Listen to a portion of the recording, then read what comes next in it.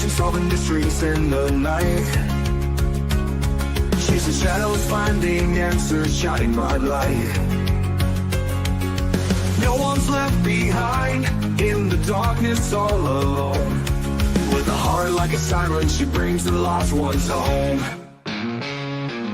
Silent cries in the dark no longer have to be. For justice, wheels keep turning, granny on the beat. Broken voices find their power, call out hope again. When Granny's crime busters run, no victims left in vain. Bravery in her veins, truth she won't disguise. With a fire in her eyes, she's got nothing to deny. Granny fights for justice, never backs down from the call. For the voiceless and the missing, she'll stand tall.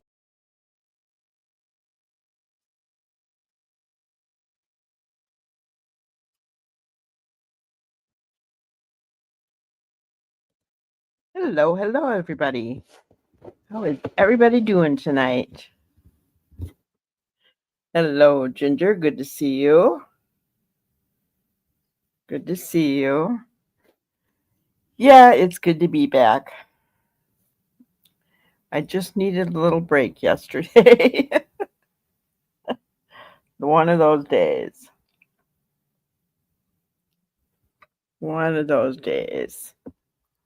But I hope everybody's doing well. Hey, Kent, good to see you. Glad you're here. I can always count on you for up-to-date information. So we'll start off with our spotlight on the missing. I do want to say that Xenia Pafford, she was missing from April 1st, 2025. This has been resolved. I wish I knew what that meant. They don't tell us. I tried to Google. There's nothing, guys, but I'm hoping that that means she's safe and at home, right? And then we have, if it'll work with me here.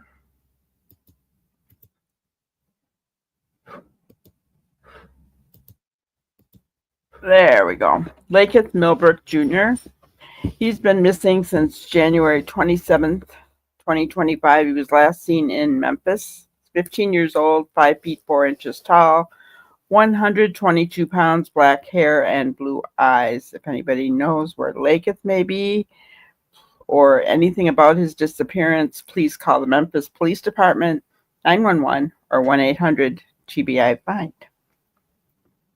Thank you guys for that. Let's see who else we've got in here. Connie, hello, hello. Welcome in. Shelly, good to see you. Brenda Jo, hello, hello.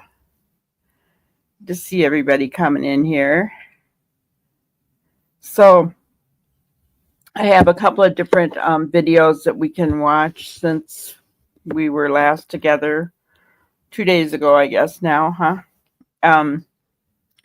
The first one that's kind of interesting, I'll go ahead and share my screen, is that, and I think we talked about it, but we weren't sure if it was true or not.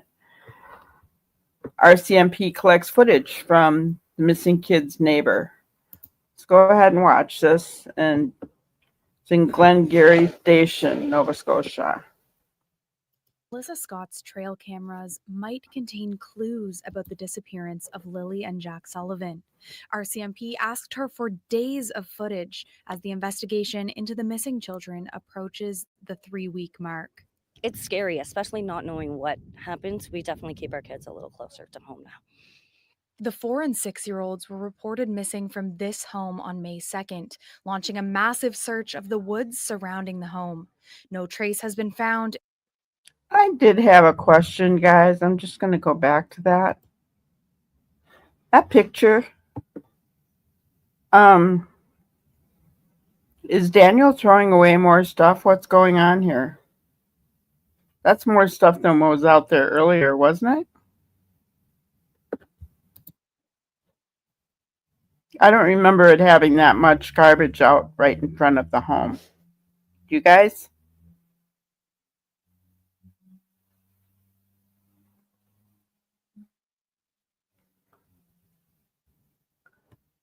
Oh, you're Ginger Girl's mom's sister? Awesome. Well, so glad to have you here, Connie. That's awesome.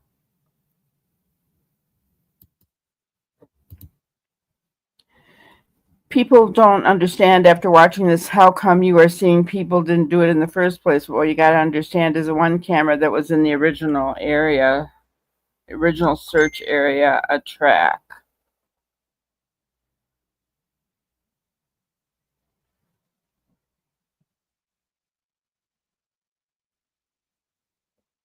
I'm not following you, Ken. But anyway, guys, isn't that more stuff than what we saw before?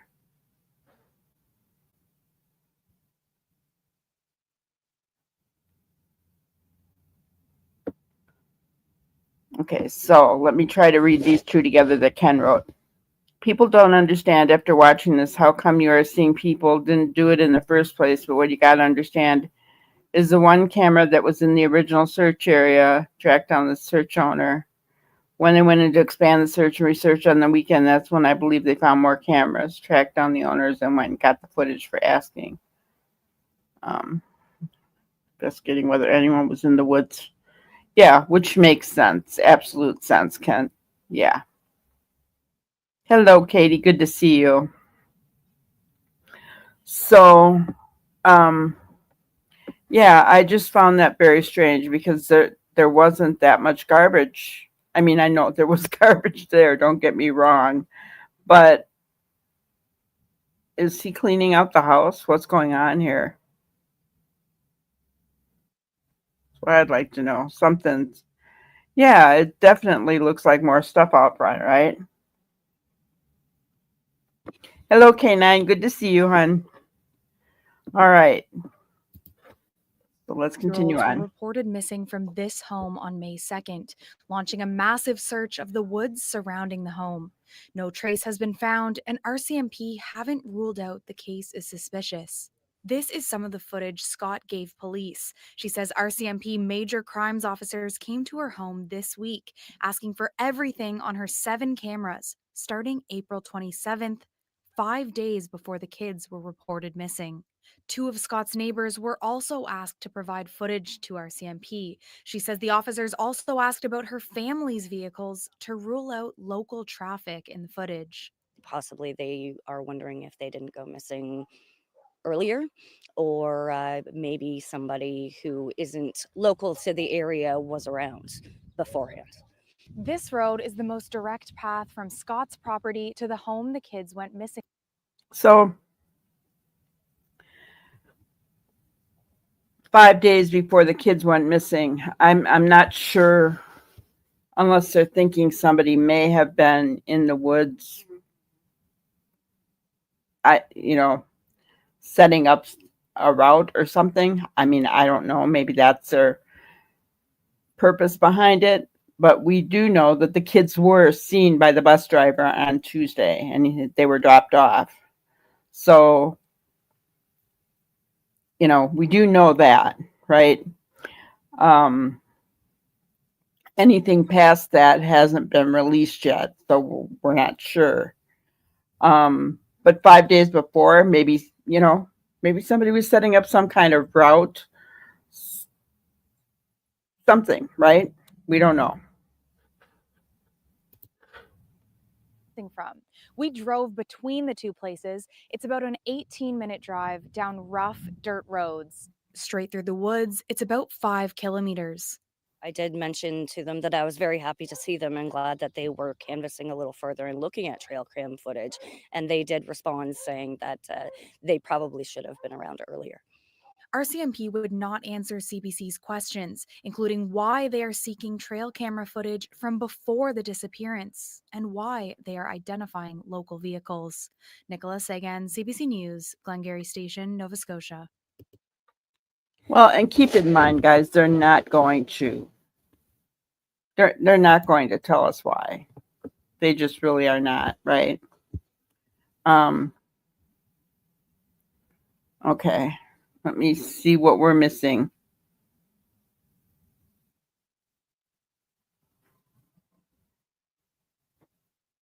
Oh, you are Connie's sister, Karen. Oh, I'm sorry to hear that. You took over her true crime. Oh, well, God bless you. We're happy to have you here.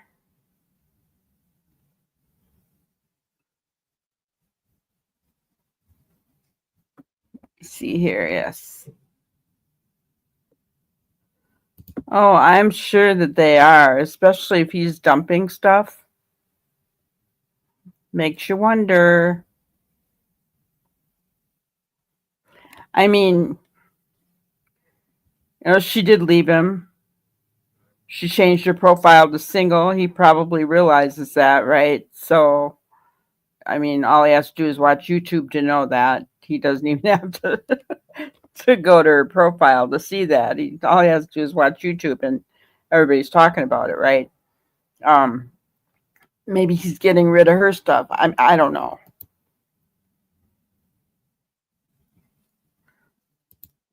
There's people online today blaming the RCMP, saying they should have been out getting those cameras from day one. I'm not going to second guess them. I that it seems like quite a ways that they're going out now. I mean that was quite a ways from their house on Gerlach Road to Glengarry Station. 18 minutes, guys, on back roads, or what was it, 5 kilometers straight through the woods. So they're just branching out more, it seems like to me. I think what's a little bit suspicious is that she said that they told her they probably should have been looking, but gotten it before then. If I had been her, even if they had said that to me, I don't think I'd be repeating it to media. I'm just saying. Sometimes you gotta watch you gotta watch what you're saying, because you're talking to millions of people, literally, when you're talking to the media, and you don't want to be adding fuel to the fire, right? I don't know. If I were her, I wouldn't have said that.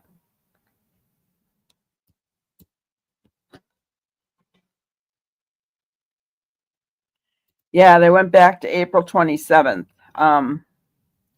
which is before the kids went missing. That's why my um, my thought is, are they looking to see if somebody was setting up some kind of a trail, some kind of I mean, you know what I'm saying? Some kind of a getaway, some kind of I don't know. Fed Up Buttercup, hello, hello, good to see you.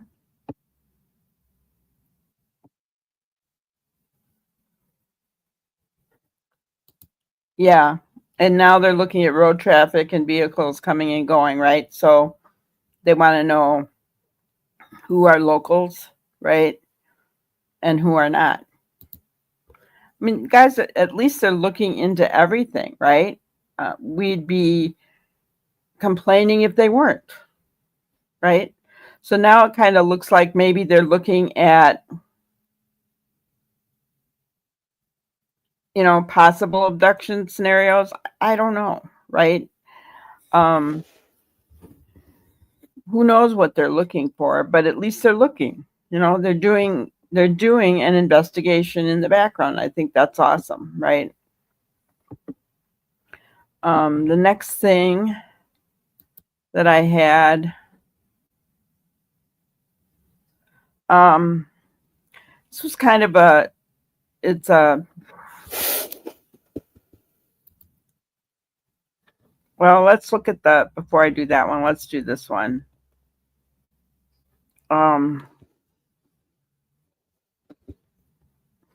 And it's the local news. it's hard on the entire community. It has been more than 2 weeks since 6-year-old Lilly Sullivan and her 4-year-old brother Jack were reported missing from their home. Police have said the children are believed to have wandered away from their property in Lansdowne Station on May 2nd. Premier Tim Houston, whose riding is in Pictou County, calls it a devastating time. I know the authorities are running a professional, thorough search, but this is weighing heavy on the minds of certainly people in Pictou County, but well beyond as well. A wide-scale search was carried out over 6 days, but efforts were scaled back on May 7th, with police saying there was little chance the siblings were still alive. However, more than 100 volunteers renewed the search over the long Victoria Day weekend, targeting specific areas around the road near their home. On Tuesday, RCMP declined our request for an interview for an update. In a statement, the Mounties say investigators and search managers will be reviewing information collected during the searches on Saturday and Sunday and determining next steps. The children's stepfather says he's thankful to all the people searching for Lilly and Jack, and he refuses to give up hope. The snare everyone's hoping for is we bring them home. That's the main objective. It's always been that from day one. The disappearance has sparked rampant speculation on social media, much of it involving Martel. He calls it all nonsense and says he's had nothing to do with the disappearance. It will never be enough for a lot of people online. I mean, everywhere I go, people stare. But that's something I have to live with until, the truth makes its way out. And the truth always makes its way out. Sky Bride and Blom, Global News, Halifax. Okay.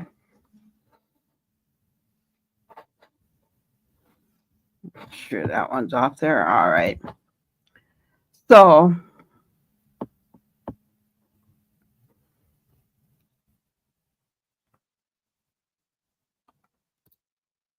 I think they must have received tips that led them to get the trail cameras. Could be.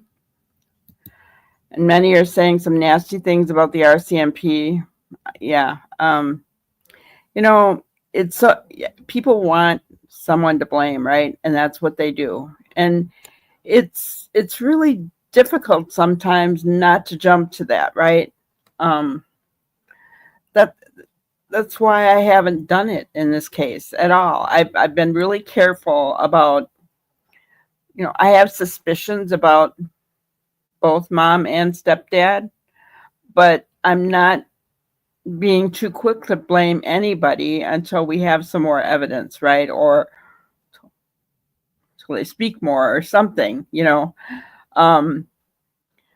because, like in the Sebastian Rogers case, we had interview after interview after interview after interview that we could watch. Not only that, but then, stepdad going on to other channels and spouting off, right? That helped us to come to what our opinion was on the case. But in this case, it's still too early, right? I do agree with stepdad. The truth does come out eventually. Whatever the truth is, it does come out eventually. So I just think it's a shame. You cannot. I think it's way too early to be blaming RCMP for anything, law enforcement, because as far as what we can see, I mean, they're on it, right? They're on it. And that's what I was wondering, K9, if they're seeing if anyone took the kids that way, right?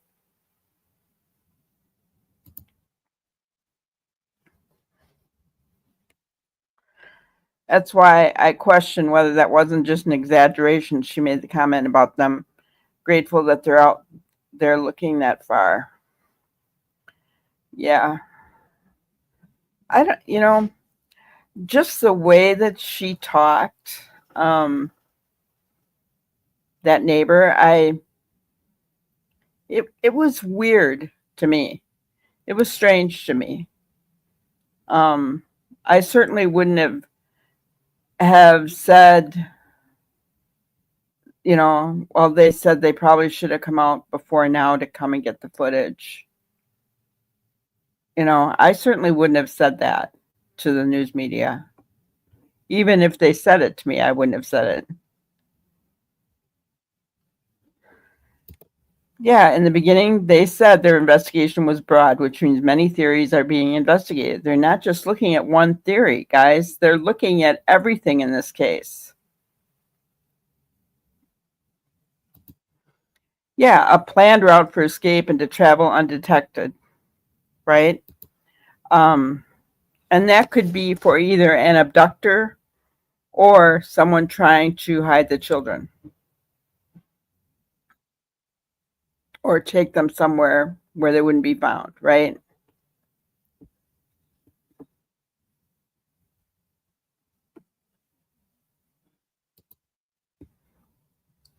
Didn't Daniel tell us all the truth? I mean, I don't know. Did he, Ginger? I mean, I don't know. Did he? I'm not going to go on board 100% and say I think he told us all the truth, because I don't know that.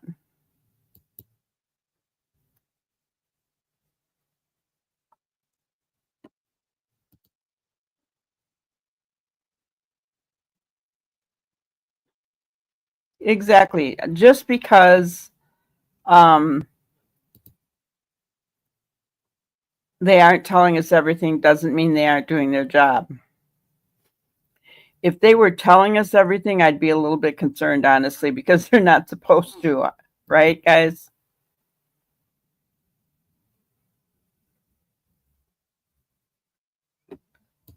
Exactly, Katie. Trail cameras, I feel, will show them what happened, no matter what it was. Abduction, parents wandered off. They'll probably get a real answer. If there's somebody in those woods, they're probably going to get a real answer. Yeah, I was going to show him next, Kent.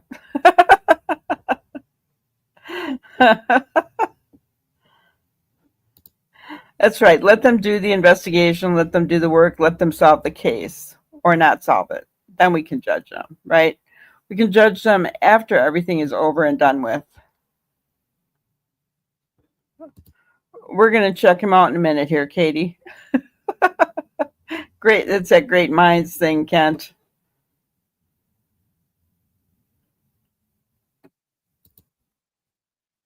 Hello, chemistry queen. Aw, yes, we're doing great. I hope you are too.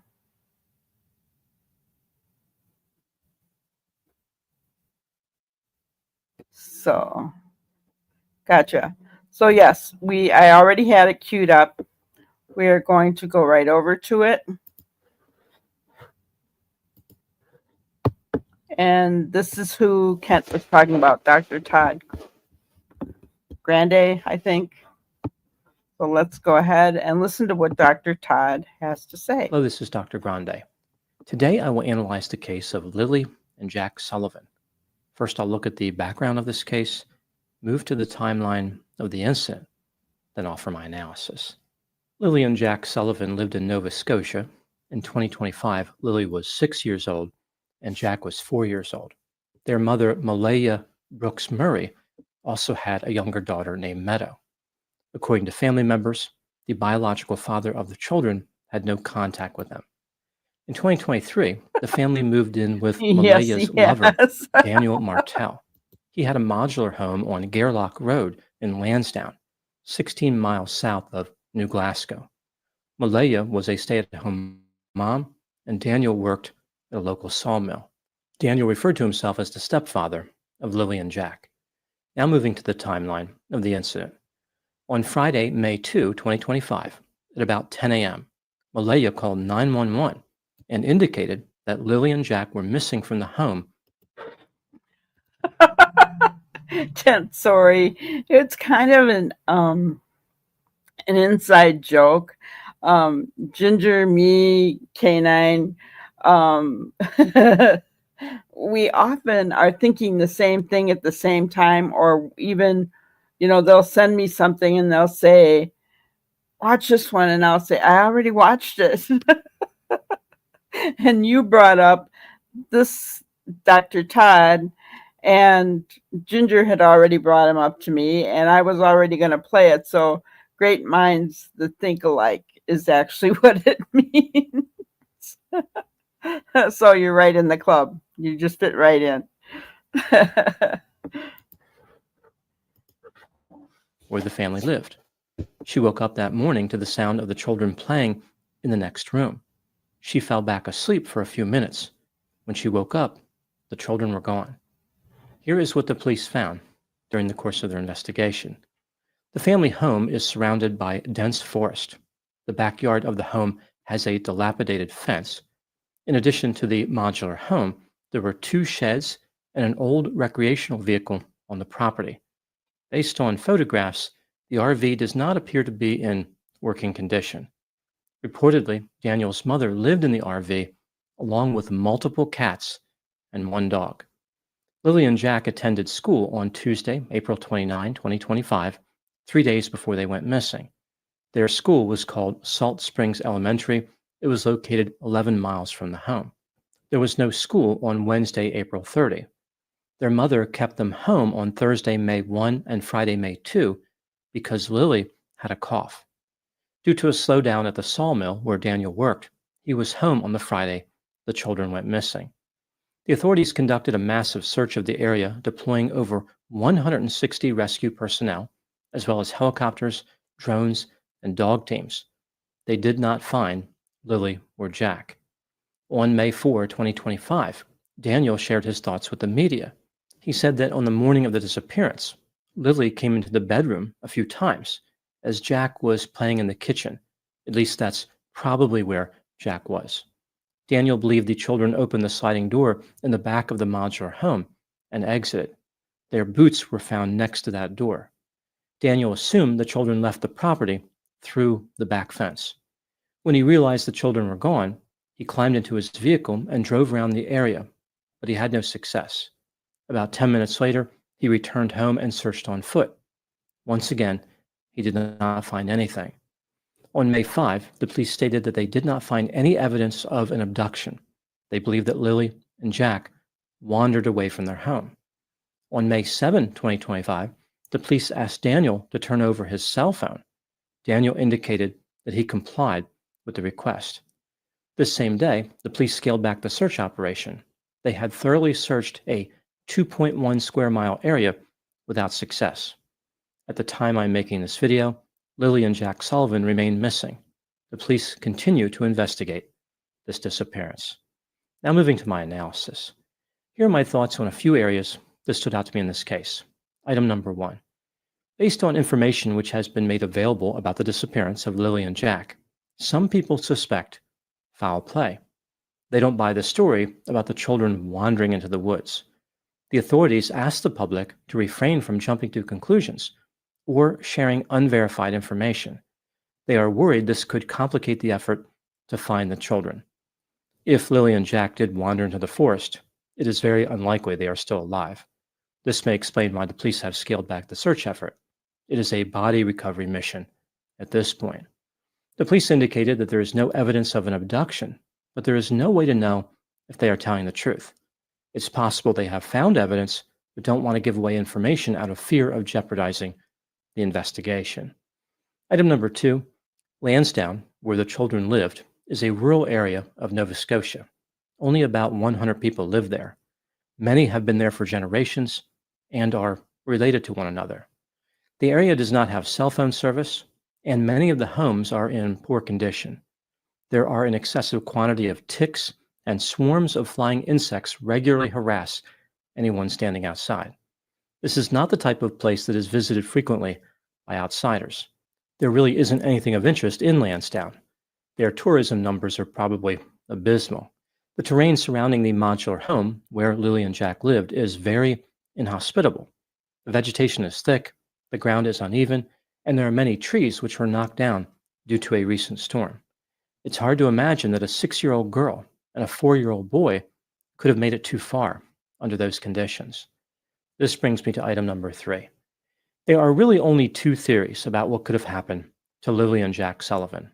Theory number one is that they wandered into the surrounding heavily wooded area and somehow disappeared from the face of the planet. Theory number two is that foul play was involved. Someone took the children. This could be a relative, a friend, or a stranger. Because there are only two theories, if one theory is true, the other theory must be false. With this in mind, let's take a look at the evidence both for and against the idea that theory number one is true.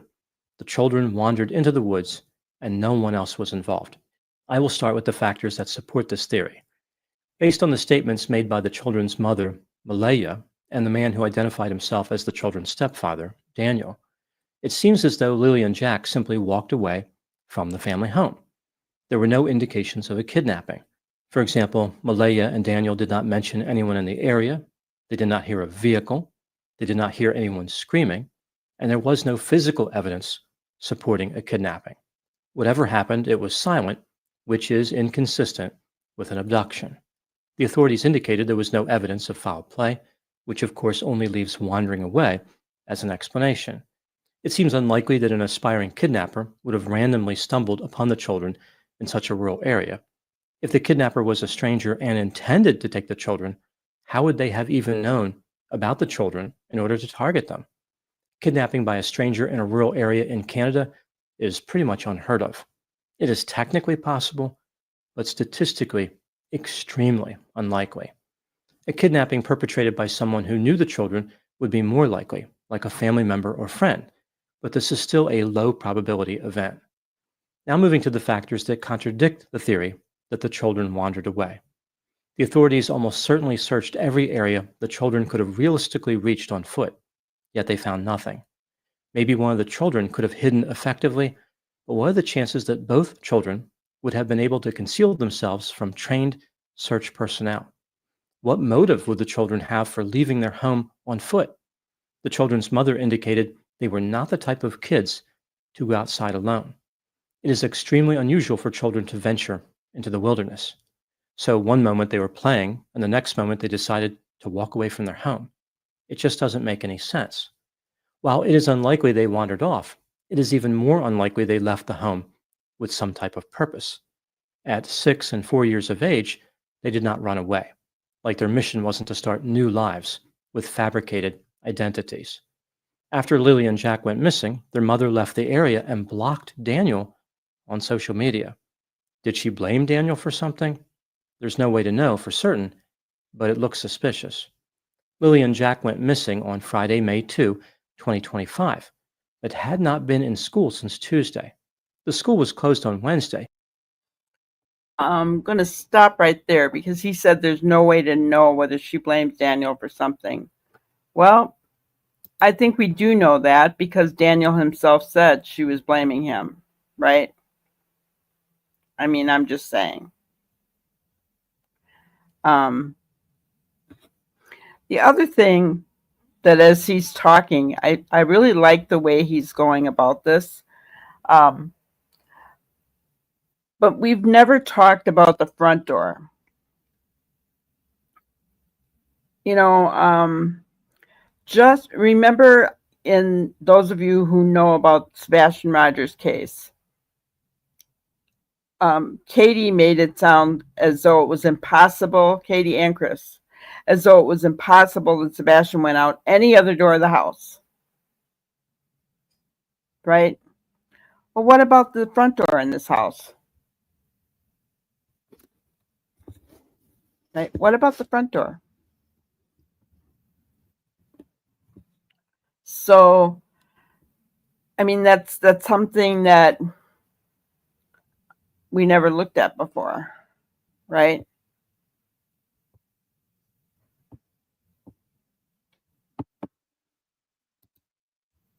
I heard someone say earlier the property is Daniel's mom's, yet her and brother live in smaller home on property, maybe because they don't like the kids and the screaming and things.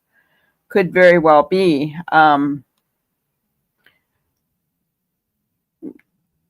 Or maybe Dan said, you guys go live out there. I'm moving my family in here. I mean, I don't know, right? We don't know why they did what they did.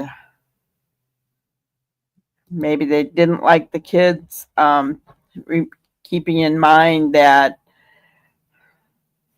we talked about the fact that there is a problem. And Kent, let me know if you feel that this is right, wrong, or whatever, but that I've heard, let's just put it that way, and I'm not saying any of this is fact, but I have heard that there is a lot of, I don't know if you call it racism against the tribes there, and that they're like treated like outcasts. I don't know if that's true. So, you know, it could be that his family didn't like that. I don't know.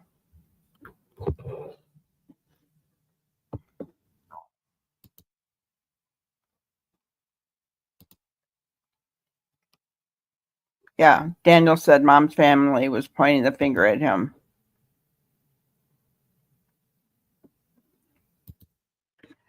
Chat rumors say that Daniel's brother has now left the property. Yeah, we haven't heard anything.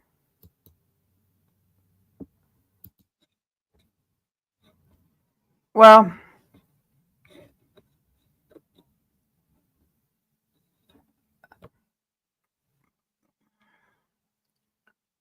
but Daniel's mom told her to leave. So something was up. Not only that,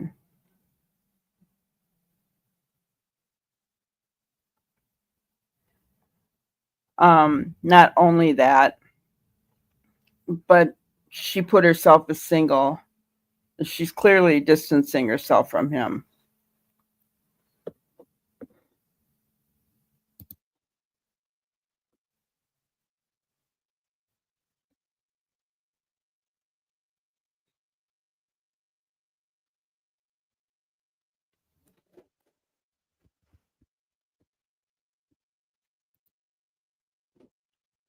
Ken, I'm not sure that I agree with you on that, because they made it an issue. They talked about the door. They brought up the door, the back door. The mother did and Daniel did. They brought it up.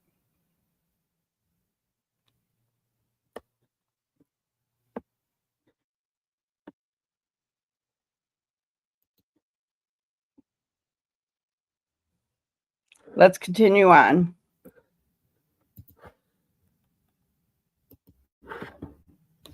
But they were also kept home on Thursday and Friday, supposedly due to Lilly being sick with a cough. If Lilly was sick, why would she venture outside? Either way, it seems suspicious that the children would disappear after missing school. It points to this idea that Lilly and Jack were missing for a few days prior to when they were reported missing. I Was agree everyone with in this. the situation really telling the truth? When considering all the evidence in this case, do I believe the children wandered off? Is theory one the most probable explanation? In my opinion, no. Theory one, while certainly not impossible, does not strike me as the most probable explanation. The idea that two small children, one of them reportedly sick, ventured alone into dense, inhospitable, insect-infested woods, leaving no trace of their journey even after a large-scale search, is incredibly difficult to believe. This only leaves theory number two: foul play was involved. This theory doesn't necessitate a stranger's involvement, but perhaps someone familiar with the children was involved, like a family member or a friend. Both theories, the children wandering off or the children being abducted, are statistically unlikely, but one of them must be true. When weighing the relative probabilities involved, I believe that theory number two is a better fit to the data. It would not surprise me if the police were looking closely at people familiar with Lilly and Jack Sullivan. They have suggested that the children are lost somewhere in the woods, but perhaps the real answer is not buried in the forest. Rather, it's a little closer to home. Those are my thoughts on the case of Lilly and Jack Sullivan. Thank you so much for watching. I'll talk to you soon. One concept that comes up quite a bit when dealing with mysterious disappearances is the idea of relative probabilities. I talked about that a little bit in this case.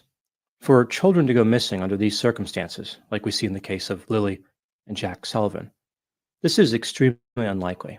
This is what's called a low probability event. So if someone were to look across a wide geographic area with a lot of population, they would not see this happening hardly ever. So just the fact that it occurred is an unlikely event actually happening, right? So it's important to start the analysis by acknowledging that something unlikely did happen. Whatever the explanation, something very unlikely actually did occur. So when looking at what could be the explanation for the event, it's important to consider that, yes, all of the explanations are low probability, but because the event actually occurred, you have to use relative probabilities. So I'll use an example here that's somewhat similar to the case. So, yeah, Neural, that's what I'm thinking too. The door is important, as both Malaya and Daniel disagreed on the noise of the sliding door opening and closing, right? It is, it is important in my opinion. Is it a distraction? I don't know. It could be, but they brought it up. So if they brought it, if it is a distraction, they brought up the distraction. I wouldn't say exactly racism, but people that work hard for their own living don't understand why the government exactly there are, and it's true. Our native people were the ones that were here first. Pictou is the birthplace of New Scotland. Exactly. So,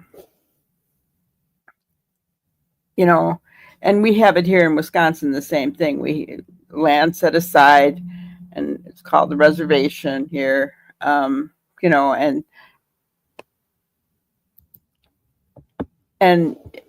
yeah, you're right. I don't know if racism is the right word for it, but there is,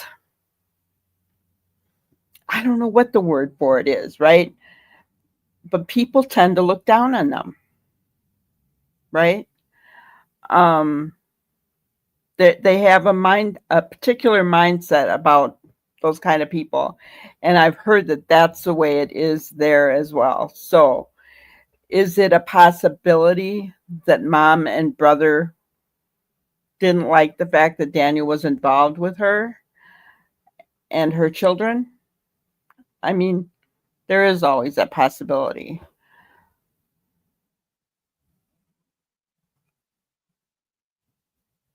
Yeah, and I'm not saying that anybody that lives in an RV or anything else, all I'm saying is that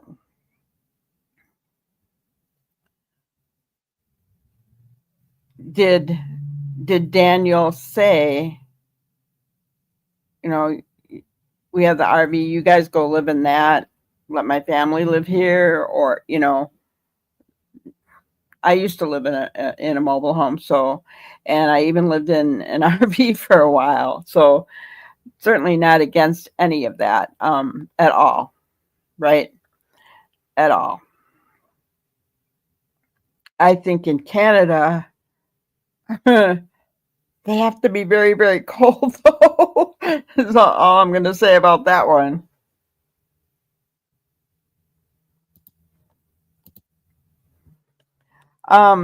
Yeah, I have been. I'm not going to repeat them, guys, but I've heard some things about the brother, and I don't know if they're true. That's why I'm not going to repeat them. All I will say is if they are true, then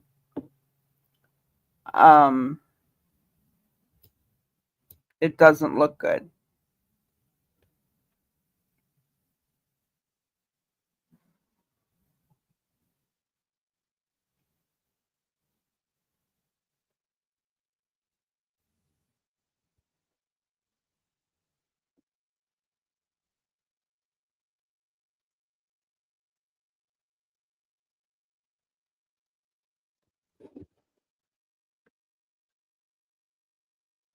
So let me see here.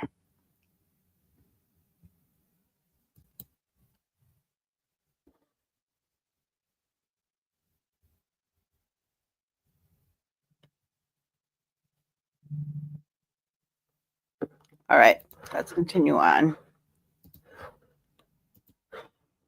Case that I covered of Lilly and Jack Sullivan. Let's say we're just looking at one child who went missing. And we know that this is a low probability event. We know it's unlikely that a child will go missing. And we start to look at the possible explanations and we come up with two theories. One involves no foul play. The child wandered off on his own and just disappeared. The other theory involves there was foul play. Someone, no one knows who, but someone took the child. Now, the idea that there's no foul play is low probability, but so is the idea that there is foul play. Both are low probability, but we have to consider the relative probabilities because the event occurred. The child is actually missing. So say that we do the math and we compute that the chance of no foul play is 40% and the chance of foul play is 60%. Well, 60% is more likely. That's just how the math works. So that is the likely explanation, even though it is low probability. Again, you have to use the probabilities that are available in the frame. It doesn't make any sense to treat the event as if it never occurred. Something unusual occurred. Now we have to deal with the explanations which are available. Over the years, covering true crime cases, I've seen a lot of prosecutors and defense attorneys who don't seem to understand the idea of relative probabilities. They talk about events using terms as if the event never occurred. So they might say, well, there's only a 1 in a million chance of this or a 1 in a billion chance of that. But that's not really the case when the number of possible explanations has been narrowed and again, the event actually occurred. So it's an area that's very challenging sometimes, I think, for people to understand. And I think when people are arguing back and forth about it and debating what could have happened, it's important to keep in mind that the only thing that matters is how likely an explanation is as compared to the other explanations. That's what matters once a child has already gone missing or any low probability event has already occurred. Now, specifically looking at the case of Lilly and Jack Sullivan, it's important to keep in mind when evaluating the likelihood of an explanation, how many steps are necessary to complete any particular event. For example, when looking at the wandering off theory, a few things had to happen. There are some coincidences there. So the children had to silently exit out of a sliding glass door.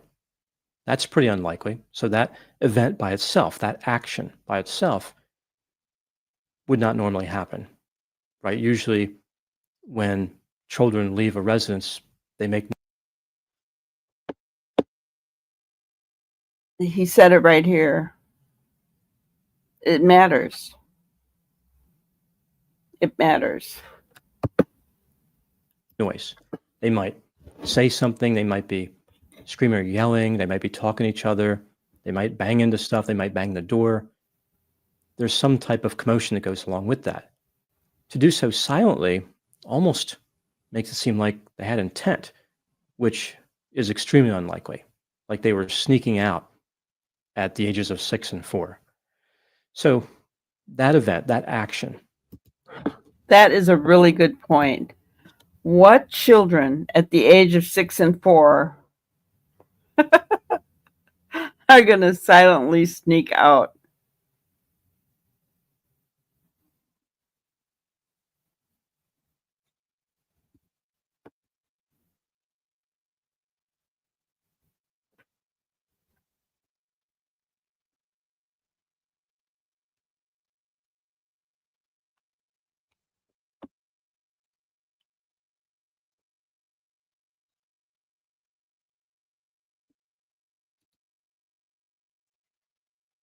Yeah, I agree with you, Ginger. But the steps on the front aren't very good either, and that might be why they said that they don't go out by themselves. I mean, I don't know.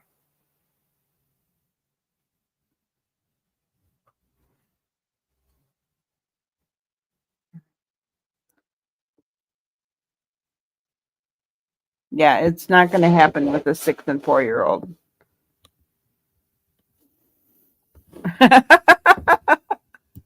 Neuro. Lily was a drama queen. Exactly. So Kent, I'm just going to address this once. Then I'm kind of done. If your house is on fire, no, it doesn't matter. As long as you're not going out a door with that's burning down, you're going to get hurt, right? That's not the same as what's happened here. Dr. Todd even just said it here. That going out of the door is unlikely that they left quietly, right? So in the end, is it going to matter what door they went out? No. But when you're trying to figure everything out, it does matter where they went.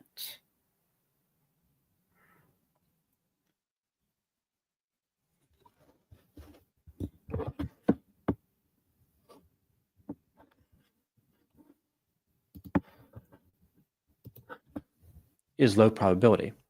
Now, once they're in the backyard, as I mentioned, there was this dilapidated fence around the modular home's backyard.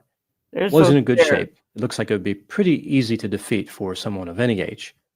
But still, I imagine that on prior occasions, those children had played in the backyard. They were accustomed to the idea that the backyard was their domain. They were not to leave the backyard. They may have viewed those woods as scary and inhospitable, which would be an accurate way to think about them. Yet, here we see another unlikely event, unlikely action. They somehow move through the fence. Now, again, I don't think that would be physically difficult, but I think that there would be a barrier as far as their thinking and maybe their emotions, like fear. So they open a gate or climb under the fence or climb over the fence or whatever they did. And now they have to make another decision. So there was some area around the backyard outside the fence. This was like a wide open area surrounded by woods. The fence really wasn't that large. There was a lot of space between the fence and the woods. So they could have stayed there. They could have stayed there and wandered around the outside of the fence, maybe gone to the front of the modular home, maybe walked over to the broken down RV or whatever that was, maybe walked out to the street. That wouldn't be safe, but they could have done that. Instead, again, under theory number 1, they decided to walk into the woods. This is rough terrain. It would be hard to navigate, especially at their ages. Again, 6 and 4 years old. They're not physically strong. They're not tall. They'd have trouble reaching their legs over the different obstructions like branches on the ground and all that. It just seems really unusual they would decide to move into that wooded area. And then, even if they did, to go in beyond, say, 5 or 10 feet, or even 50 feet, to go way in, to go so far in that over 160 rescue personnel could not find them. That just seems really unlikely. Like, that's another event that is low probability. So we have exiting out of the sliding door, deciding to exit the backyard, then moving from the area around the backyard into the woods, and then deciding to go into the woods so far they can't be found. So when doing the math and kind of looking at the total probability through the lens of the different steps, it's clear that this is something that really should not have happened. Like, it puts it in a new perspective to think about all the steps. Now, when thinking about the other theory, theory number 2, I mean, that's just the decision of somebody to commit a crime. That happens all the time. There would not necessarily be a lot of low probability actions that had to conspire for that to occur. It could have just been one person deciding they were going to do something awful. That's it. So when looking at it that way, I think that that provides even more justification for this idea that theory number two is the more likely explanation. I don't know what happened. It could have been either theory. It could have been some theory that I didn't cover, right? It could have been aliens coming down from outer space. I don't know. I don't know what happened. But when just looking at the two theories I've been working with, theory number two has a stronger position in terms of likelihood, in my opinion. So this is a case where I think it'll be interesting to see what the police find. What do they know now that they're not sharing, if anything? What will they find in the future? What will the explanation be? Clearly, this case has a bad outcome either way. It doesn't look too good for Lilly and Jack Sullivan, but it would bring some peace to have an explanation, to know what happened to them on May 2, 2025. Was it theory number one? Was it theory number two? Was it some other theory I didn't cover? It's important that society find an explanation. So I hope the investigators have success as they pursue the truth. So I agree with him 100%. I think that theory two makes more sense. I don't know what other theories there would be out there. I'm not a, I mean, aliens, nah, no. I just don't go there. That's not my thought process. So theory two to me seems like the most plausible, right? Because if you think what he said made a whole lot of sense. Why would the kids, the backyard is their safe place, right? That's where they stay when they're playing outside, right? So, and the woods probably, I don't know, maybe they are, maybe they aren't scary. Maybe they were, maybe, there's a possibility they were taught not to fear the woods. I don't know. Were they taken out on the ATV? So that they weren't afraid of the woods? I don't know. But I find it difficult that two small children would just walk into the woods like that. I don't know.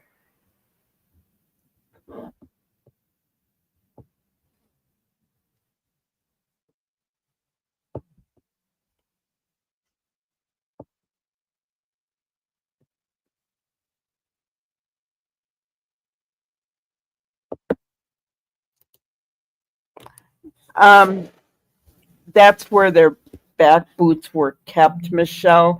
He kind of said that wrong. Their boots were kept by that back door. But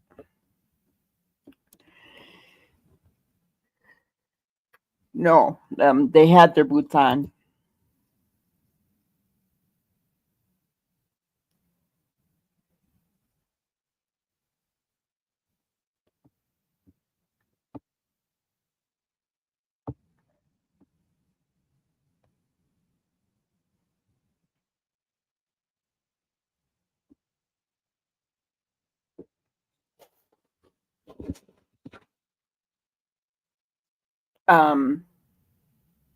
Yeah, whether their home was insured or not, I don't know.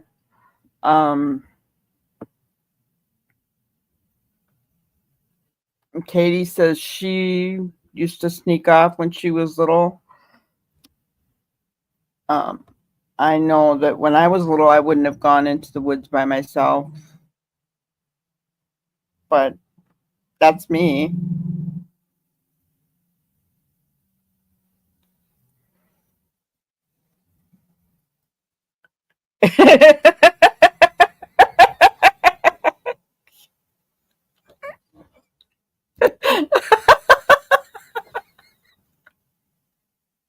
Oh my God.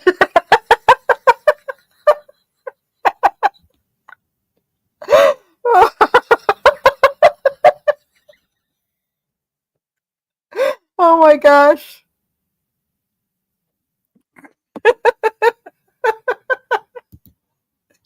Hey, man, you got me laughing so hard. Oh, I looked up when you said that, when I read that, and I was like, oh gosh, it does look like he's kissing me.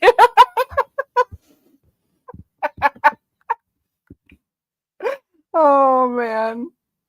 All right, I gotta get him off of there because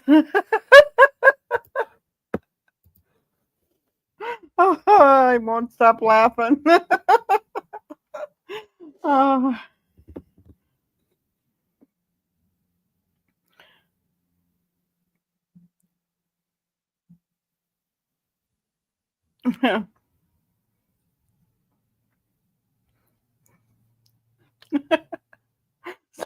So, I mean, what do you guys think? Theory one or theory two? Theory one is that they walked into the woods by themselves. They got out and got out of the fence, which we know there's one area, that they could have gotten out of. It wasn't finished off there, right next to the trailer for like, I don't know, 6 feet or so. Thank you, chemistry. But seriously, do you think they went off by themselves, or do you think that they were taken by family? Hello, Justice Jane. Good to see you. Neuro says 2. Ginger says 2. Kids say the darndest things, yeah. Kids do and say, yeah. 2. So most of you are saying 2, even though some of you have said that you didn't, as a child, you didn't have a problem playing in the woods.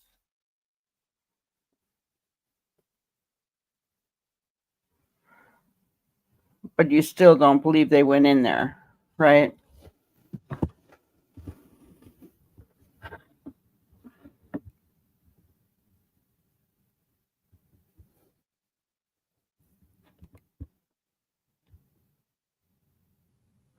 Oh, chemistry, we're not saying taken from the family. Theory 2 is basically that they were taken from the home. And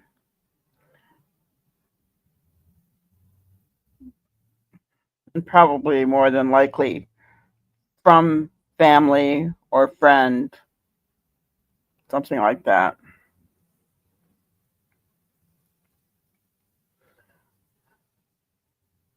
I'm not the type that goes real life on people and look up their backgrounds, but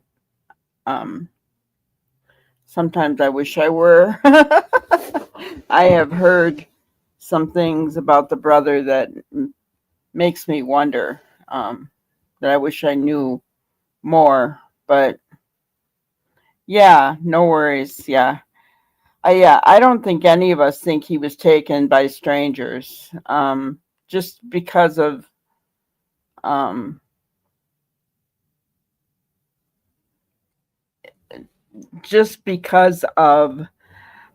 how rural it is, right? It's not like, it's not like strangers are going to be driving by there at any point in time, right? Michelle, hello. Unless a bear got them. I mean, but even then, if a bear got them, don't you think that with the searching that they did, they would have come upon clothing and stuff? They didn't find anything, guys. So, yeah, exactly. Bears don't like dead prey. Play dead, they leave you alone. No, I was never taught that, Kent, honestly, but That's good information. That's good information. Really good information.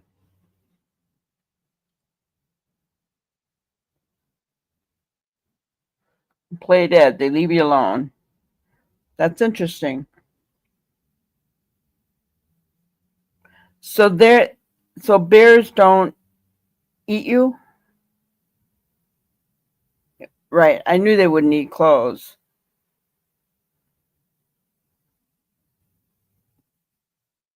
Yeah.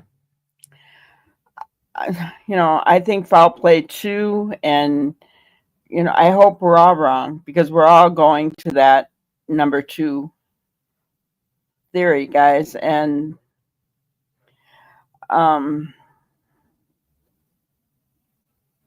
it's never any fun thinking that, right? I think I'm going to go on a limb and say that you got bear schooled in Canada. Interesting. I live in California. Where did that come from? I live in Wisconsin. Although, well, yeah, I went to high school in Wisconsin. I never got schooled on bear. And we're the Northwoods. Well, that's interesting.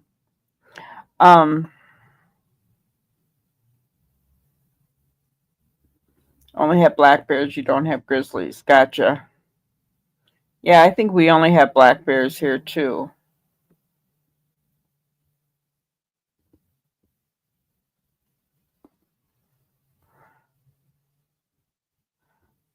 Anyway, what I was going to say is I'm going to go out on a limb and say it was someone that was living on that property that took them. That's my opinion and my thoughts. That took them, and I don't know what they did with them, but I'm hoping it's not what I'm thinking. A few years ago, we had bears running up and down our street, young ones. Yeah, we had one not that long ago that was across town, wandering around.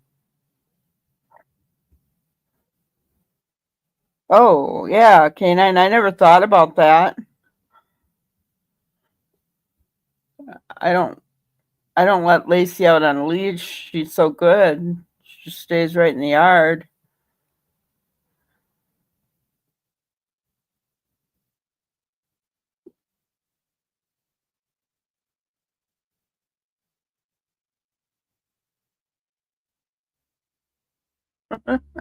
Seen a cougar stalk a human.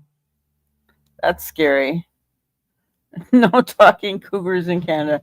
So you do have cougars in Canada. So see, what was it that we showed the other day? And it just said that there's only bears around.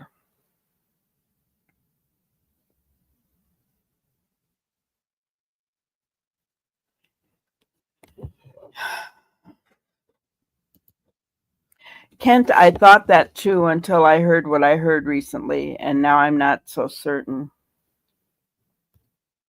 that it was an accident.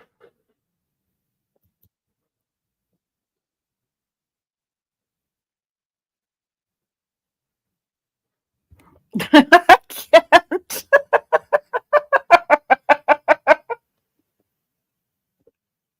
Are you a cougar, Ginger? Oh my gosh. Yeah, I'd be afraid of cougars. So there are cougars around there. And we heard and Kent, are there wolves?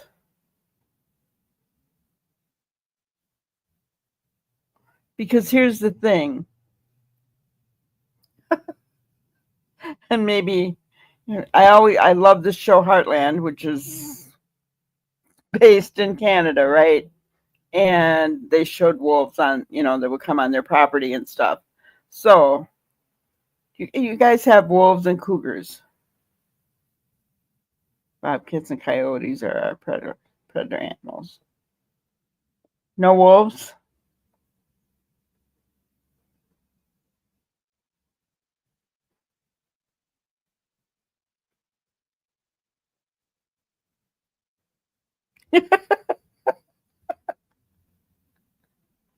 Cats. We don't have cougars, the animal type anyway. We have bears, deer, bobcats, coyotes.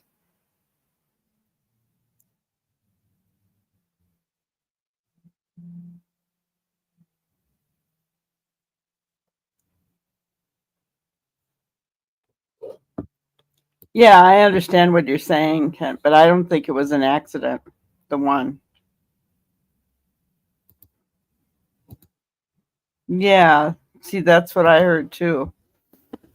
Okay, so either way, a 4 and a 6-year-old around any of those predators would not be a good thing. But there would have been evidence left behind, clothing, bones, right? I mean, there would have been evidence left behind if they were attacked by an animal. They would have seen that. You know, the searchers would have seen that. So I don't. Theory number one doesn't work with me, in my opinion. And, you know, and it's like Dr. Todd said, either way, it doesn't look good for Jack and Lily, no matter what we're looking at, right? It doesn't look good for Jack and Lily.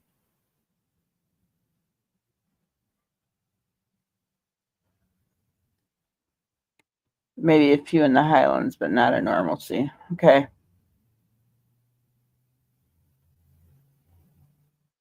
Oh, yuck, yuck, yuck, K9. That's horrible. It's awful. I'm sorry to hear that. Yeah, I knew that coyotes travel in pack and wolves usually are loners, right?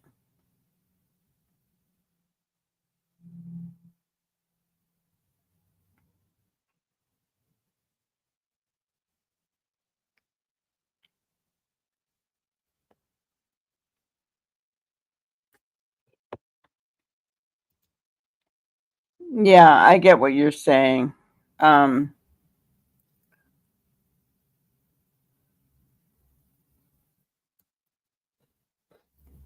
and I don't want to think that either. Um yeah, I don't know. And I could be wrong.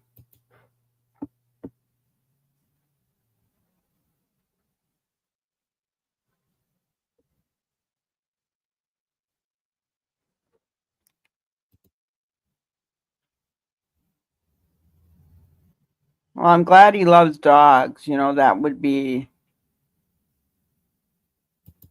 awful.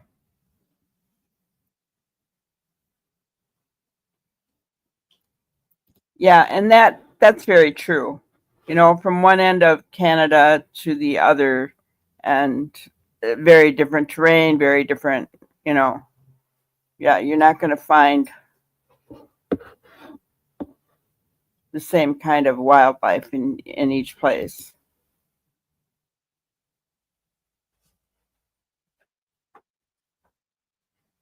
Porcupines are vicious.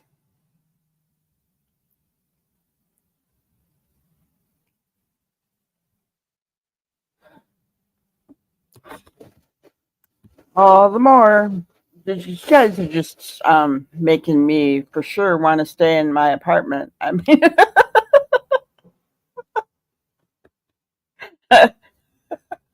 I'll never go in the woods again. Oh my gosh.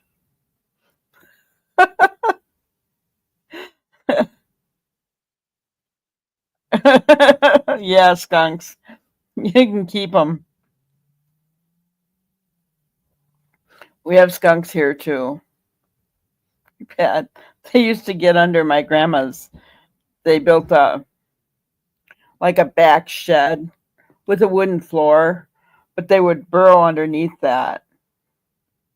And You could smell them underneath there. Bad news.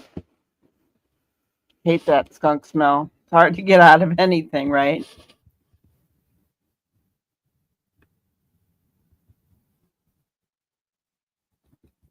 Yeah, that's a good question, chemistry. So, Kent, how do you feel about the job that RCMP did with the search?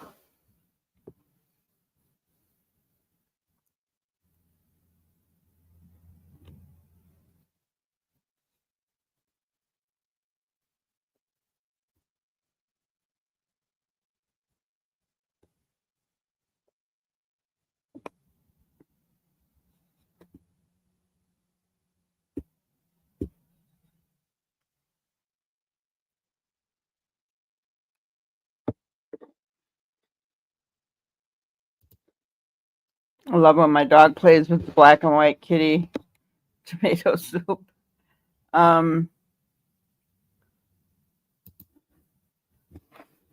heard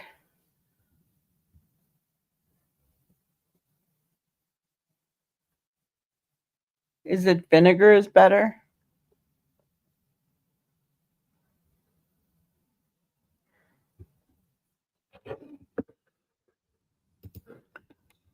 So Kent says, I think the search is best as possible given the circumstances. That's why I get offended when people are attacking the RCMP. Keep the faith and keep the trust. I agree with you, Ken. I don't think that when you look at the terrain and how they were walking and where they were doing, how many people they had out there, you even saw it in, was it this one? Not this one. Hang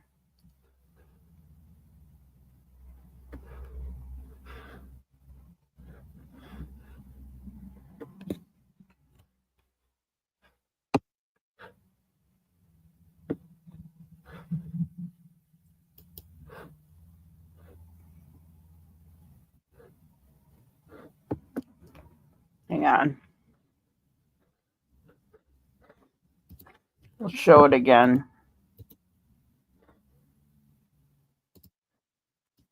You can even see it in this one. It's hard on the entire community. It has been more than 2 weeks since 6-year-old Lilly Sullivan and her 4-year-old brother Jack were reported missing from their home. Police have said the children are believed to have wandered away from their property in Lansdowne Station on May 2nd.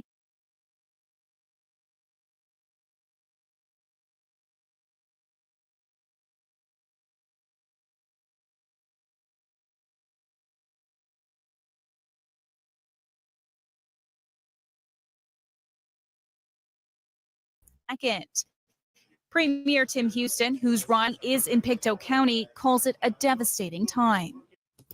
Okay. Kent, Ginger, what is a premier?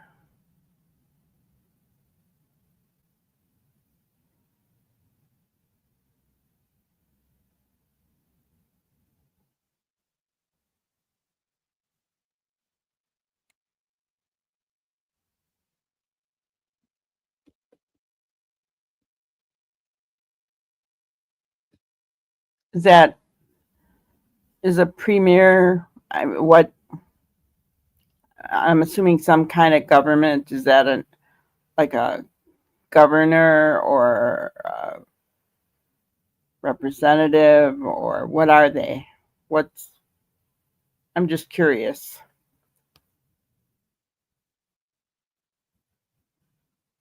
Elected government official. Okay. All right. But anyway, I want to get to the point where they're showing a professional, thorough search, but this is weighing heavy on the minds of certainly people in Pictou County, but well beyond as well. A wide-scale search was carried out over 6 days, but efforts were scaled back on May 7th, with police saying there was little chance the siblings were still alive. However, more than 100 volunteers renewed the search over the long Victoria Day weekend, targeting specific areas around. Look at that. That's all cleaned up now. The road near their home. Guys, so here's what I'm saying. They're basically a little more than arm's length apart. And look at what they're walking into. So to me, I will not criticize these people at all.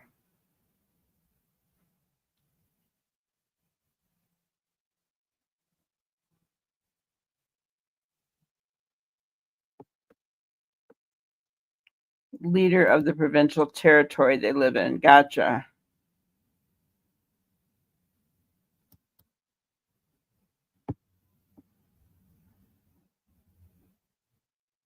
Yeah, we have raccoons here too. They're mean. Used to get in our garbage all the time.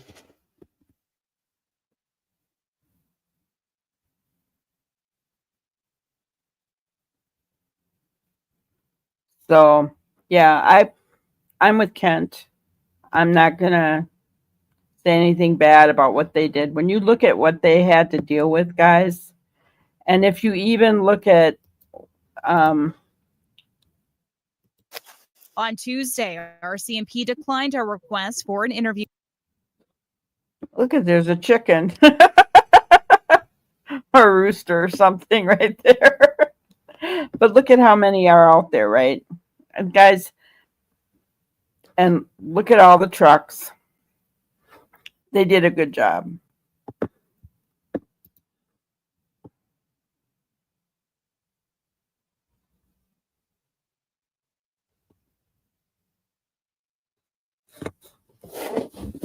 They even brought in the chickens.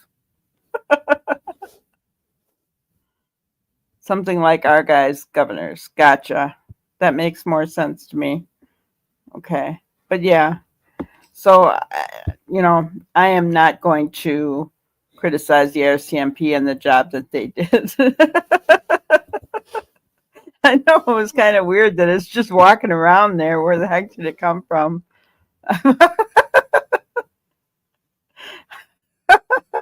I don't know. And they're not paying any attention to it. They're just doing their job, and they're free eggs for breakfast.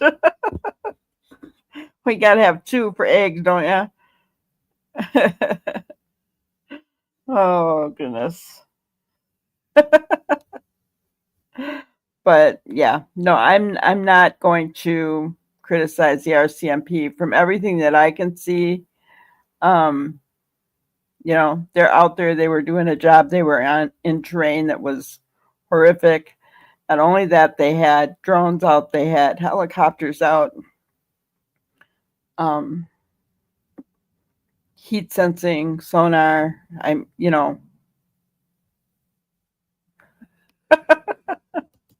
The chicken just scratched the surface.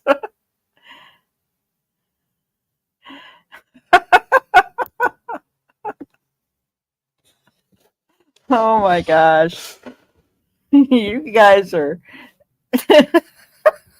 hilarious tonight. Oh, wow.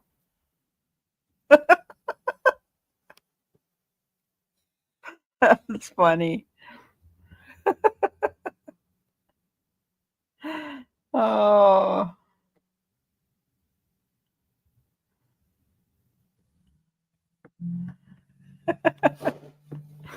Okay.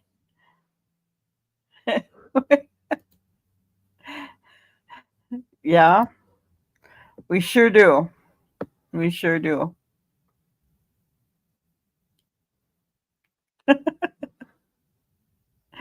Oh, so yeah, when you look at, pictures like this, minus the chicken,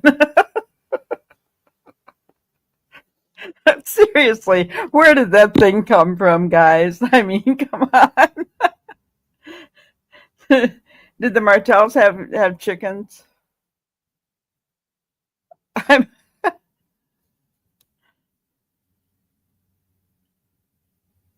why did that chicken cross the road?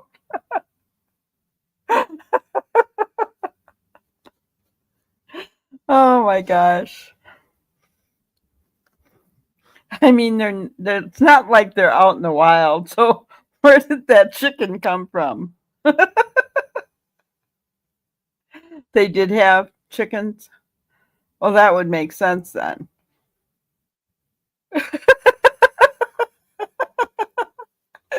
Good. I'm glad. Oh, they did have chickens. Okay. Oh, a chicken coop out back. All right. Gotcha. I'm going to look at one of my pictures here. Oh, I don't have them up anymore.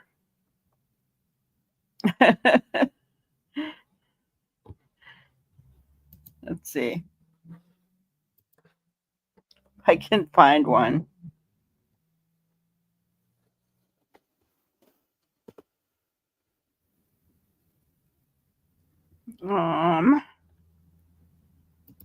Maybe this one.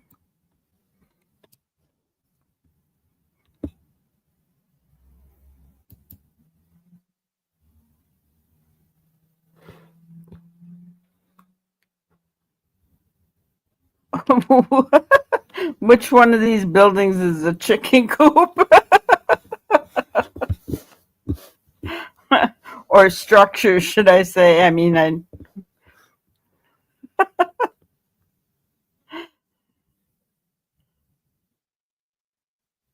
I don't see any chickens walking around.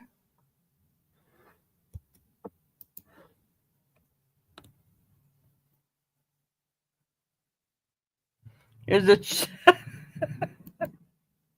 there's a chicken poop. How does the chickens and cats live together? The brown slats.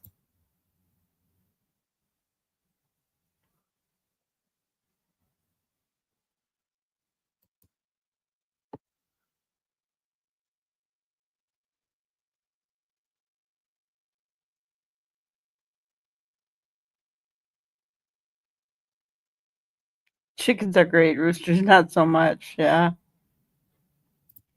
And the search is all coming off a previous search where they found the missing kayaker. Yeah, that's right. They came off another search. And so that was another reason why they were tired. So they came off that search and then they came into this one to walk into that dense woods. Poor guys. Just awful. Just awful. But yeah, so guys, hopefully we'll get some news at some point here. Yeah, it's no wonder they had injuries. You know, I mean, think of them, even if they hadn't come off of that other search, you know, picking up your feet with boots on, by the way, you know, and trudging through all that brush and walking over logs all doggone day. I mean, you're going to get tired. But then they came off another search, so they were already tired, you know. Yeah, I can't even imagine how they felt when that first search stopped. You know, because they're out there, they're wanting to find these children, right?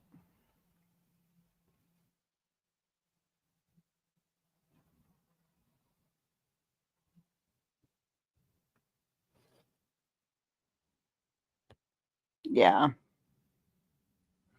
Yeah. Roosters are good for soup.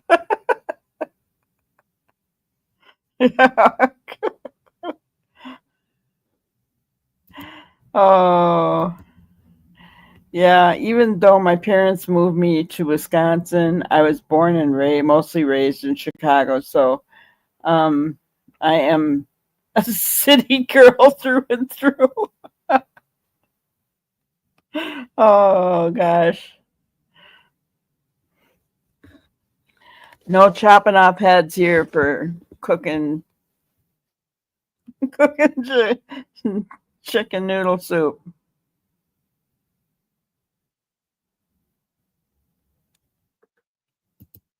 It's a good point, Katie. If the children didn't wander into the woods, the parents should be charged for endangering those people's lives. And here's the thing, if they're whoever, let's put it this way, whoever is responsible, if that search was not a necessary one, then they should be charged for all the money that it cost, all the resources and time that it took for those searchers to be out in the woods, and for the helicopter to be in the air, and the drones and the sonar and everything else. They should be charged for all of that. So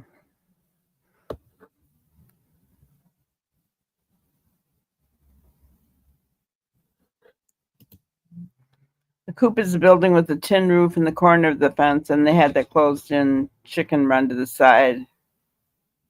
You zoomed in real close, you could see the chicken wire. Gotcha. Okay.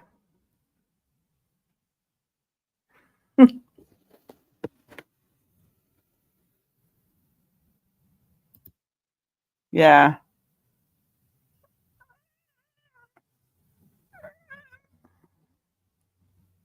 I don't know. It's the truth about his brother. I'm just saying.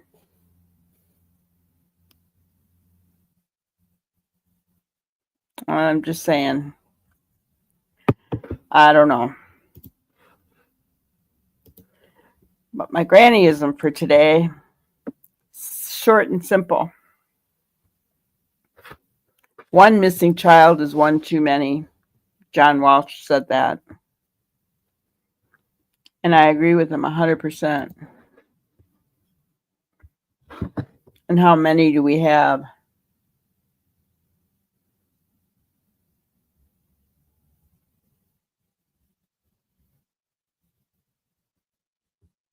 Chicken eat grass and bugs. I thought they only ate seed.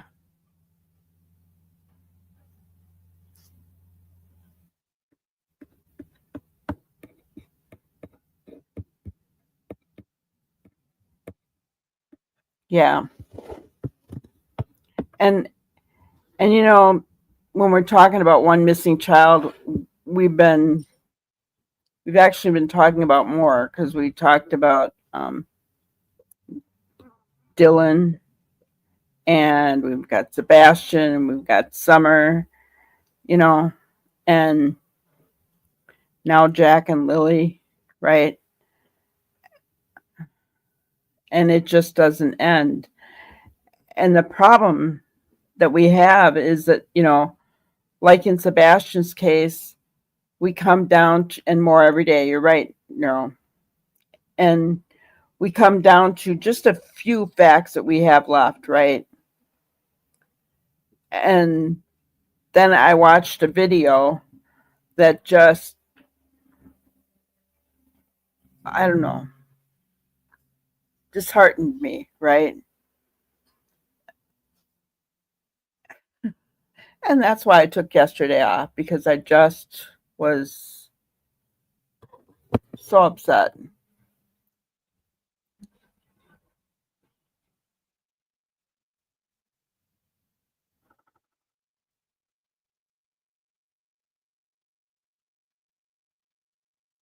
Gotcha. Yeah, I never thought about it, Katie. I never thought about, or Shelley, that, that, but you're right. You're right. Grubs, worms. Yeah, that makes sense.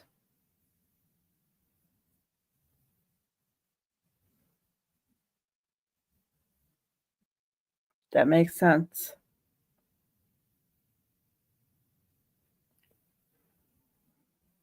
That makes a lot of sense.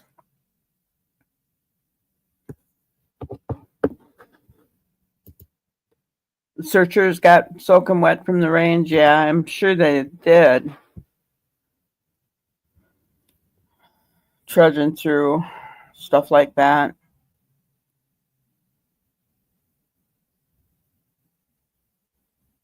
Chemistry, it upset you as well? Yeah. For those of you who don't know what me and chemistry are talking about, um, you have to go watch my members only video from yesterday about Sebastian. Um, it's very upsetting when you trust a professional that's out there, right? And all of a sudden they do a complete flip on what they're saying. And it's scary. It's just scary.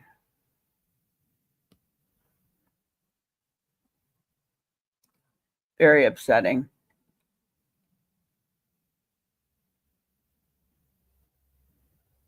Eggs taste better when the chickens eat grass and bugs.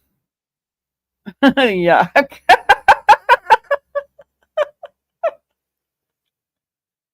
I am sure that's true, Ginger, but I don't want to know that. Oh, yes, I won't say it either. We're not going to say that name in here. Um, I think that it's corruption to the finest degree, is what I think. Yeah, neuro. I honestly, guys, I can talk about anything, and you guys know that my voice will crack here and there and stuff, and um, but I'd had it yesterday. I uh, especially watching Seth's comment. Guys, I have to go. I can't listen to this. I just wanted to cry. Well, I did. I'm not gonna lie.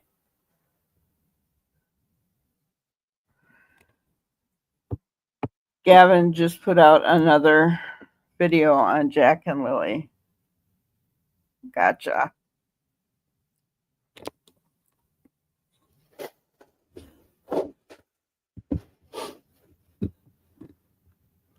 Well, we'll have to watch it tomorrow. It'll give us something more to talk about.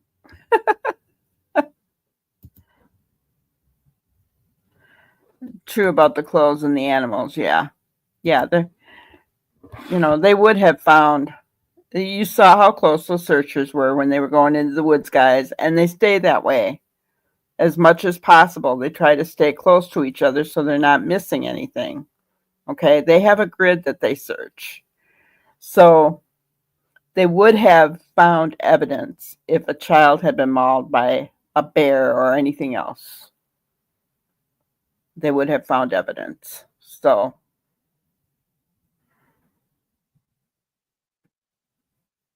yeah. All right. Well, guys.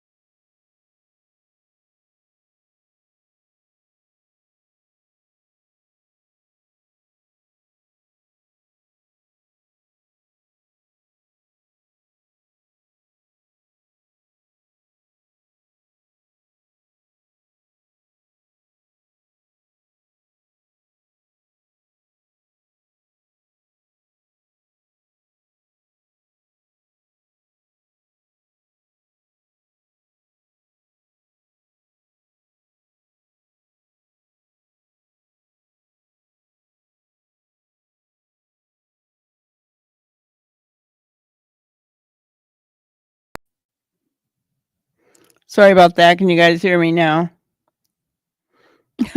Here I'm talking away.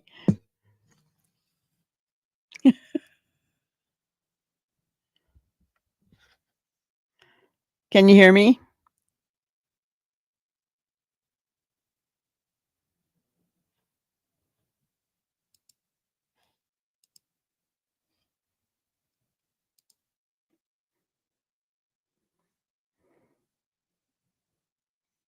Okay, good.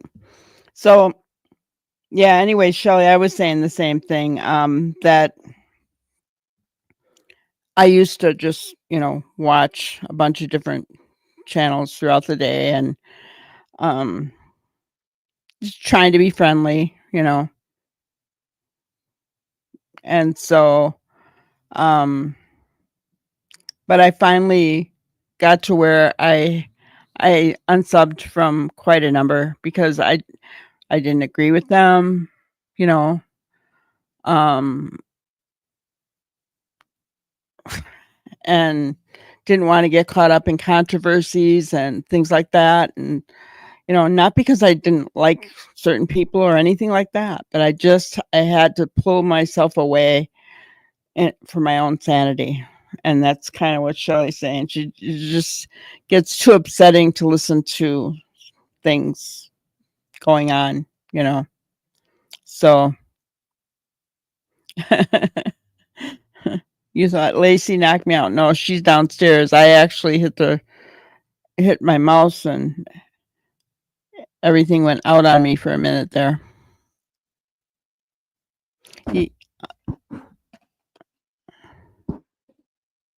Is that his name, Mr. Yummy's name, Gavin?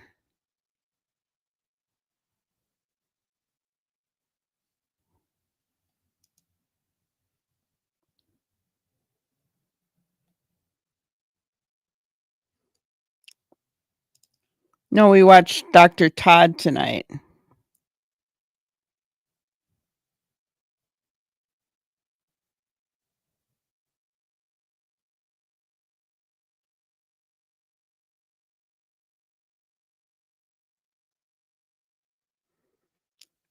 Yeah, let's not talk about other specific creators, Kent. You wouldn't mind. I don't like to do that.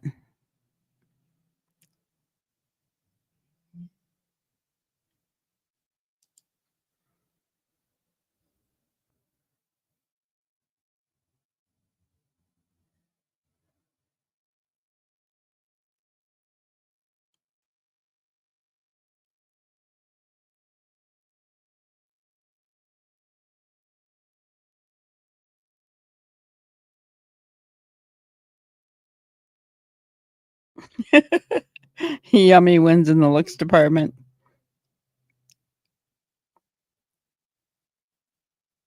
Talking about Deception Detective. I just don't watch lots of channels now, Granny. It's not nice when they shout. I agree. I agree. No worries, Canine. Yeah. And that's the other reason. Because some of those channels, the people that watch them, we don't necessarily want here, right? I'm just saying, guys, because the type of people that like that kind of thing are probably not the type of people that would like to be here, or the type of people that we would want here. Because I think we're building a wonderful community where we can feel free, we can agree to disagree, right, Kent? And we're safe, right? We're not going to have people coming in and saying all kinds of stuff, right? And yes, it's exactly where Canine and Ginger come in, whack a troll.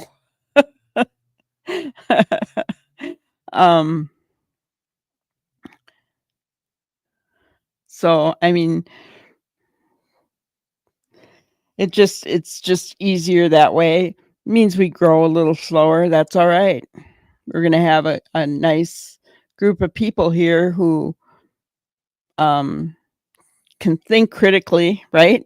Actually think critically about these cases, not go overboard, as far as off on a deep end or anything. No intimidation. Very well put, Kent. No intimidation. Yes. Never had to do that. Speaks volumes. That's right. They do. They definitely like their drama, don't they, Shelley? For the life of me, I do not understand it, but I guess some people like it because they they sure do follow it. That's fine. You know, the, the way I look at it, there's something for everybody, right? We can, something for everybody. They don't need to come here. We don't need to go there. It just all works out for the best. Yeah. We don't appreciate those that want to speak against a grieving father. For sure. For sure. And yeah.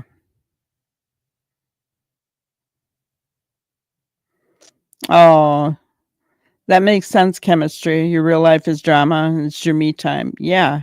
I get that. I get that. The older I get, yeah, Kent, for clicks and views, yes. It's ridiculous. It's ridiculous.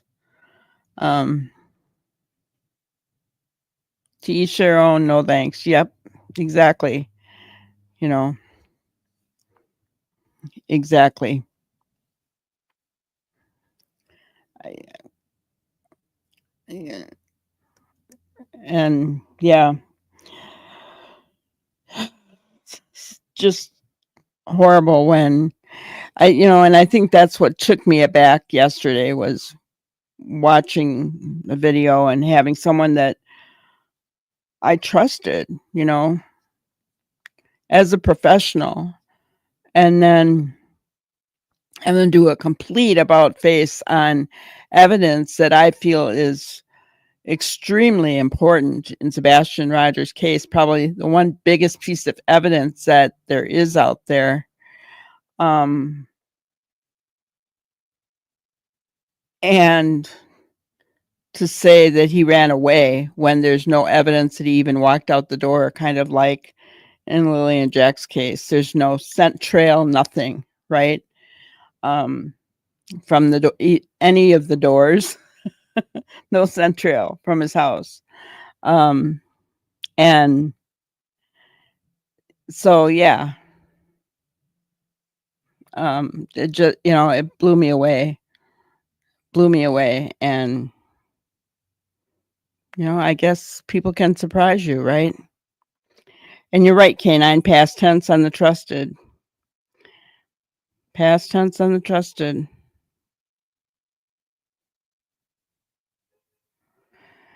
Yeah, exactly, Canine.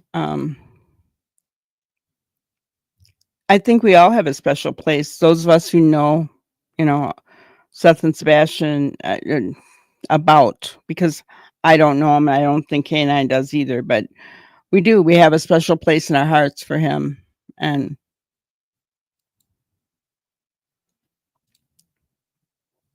because you were searching for Sebastian, yeah. Yeah. Well, the video is down, Canine. I know, Cecilia.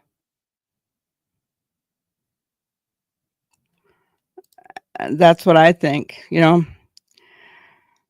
That's what I think. Corruption is huge, right, guys?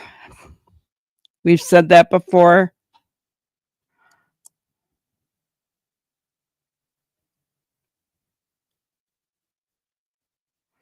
I agree with you, Ginger. We need to pray for Sebastian more against the corruption. I agree. I agree.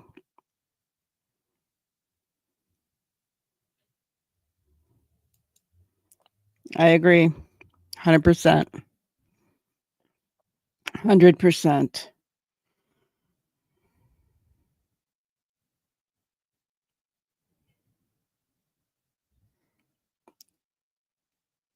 So, but anyway, now you guys know why I took the night off. Sometimes I just got to do it, right? I just, have to walk away a little bit. But, and like John Walsh says, one missing child is one too many. And there are too many right now. There are just too many. Just too many. So I want to thank you guys for being here. That's really all I have for tonight. But we've been on almost 2 hours. Time flies when we're having fun, isn't it?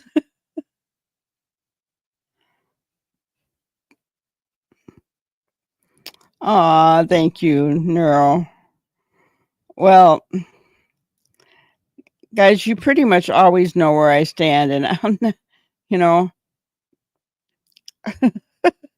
if yeah,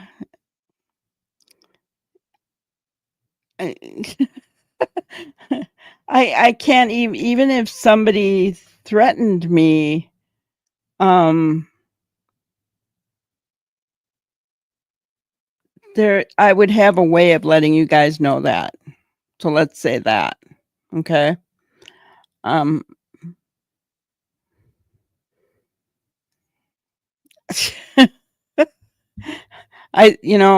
If I ever came on here and said, guys, I'm not going to talk about Sebastian anymore at all, then all of you will know that I have been threatened without me even having to say anything, because you know that I'm not going to stop talking about Sebastian. I'm not going to stop talking about Lily or Jack. I'm just not. So if I come on here and say that and I don't talk about him anymore, you're going to know that's the reason why. So you guys would know that. But yes, we can take, all that's evil and turn it into good by praying.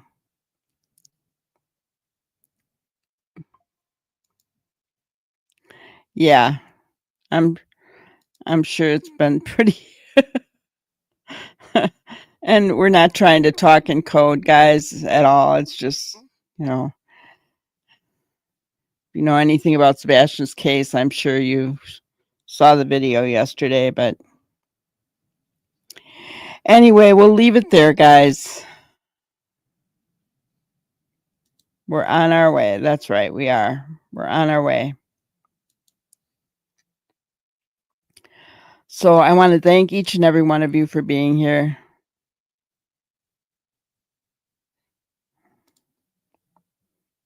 Yeah, well, I think I've done a pretty good job of staying under the radar, K9, but you never know. You never know. Never know. But if you haven't already, please hit the like button on your way out. And light it up green for Sebastian. Let's keep all these missing kids in our thoughts and prayers. Oh,